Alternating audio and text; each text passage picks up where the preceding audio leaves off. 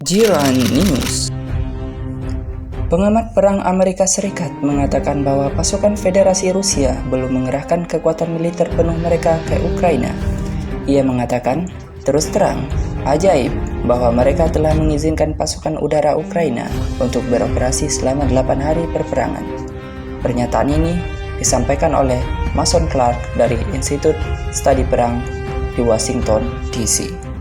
Sort of the frontline Russian military, and most of them we have not seen deployed into Ukraine yet. There's also a number of reserves of Russian airborne troops, the that we have not seen, as well as naval infantry. We have only seen scattered reports of the Russians attempting various amphibious landings on the Black Sea coast. We think likely due to poor weather, but we can't guarantee that. But that's a large reserve that we think can still be committed into the fighting today. Beyond that, the Russians are really going to, in many ways, have to be scraping the bottom of the barrel. They have committed a lot of forces pulled from across southern and central Russia that began assembling as far back as April of 2021 already. And there's likely not too many other high readiness forces that they can funnel into this conflict. And it's frankly miraculous that they have allowed the Ukrainian Air Force to remain operational 8 days into the war, when they should have theoretically had the capabilities to ground it early on in operations.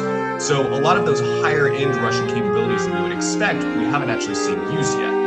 That doesn't of course mean that they won't ever be used, and we are beginning to see some indications of Russians using greater tactical air power, and of course this is rightly getting a lot of attention, using possible thermobaric munitions and rocket artillery against civilian targets in Kharkiv and elsewhere. And if the Russians do commit to that approach, which they originally declined in the early days of the war, of using their sort of massed firepower to clear cities, that will unfortunately likely start to turn the tide in some of these situations against Ukrainian forces, or perhaps forced capitulation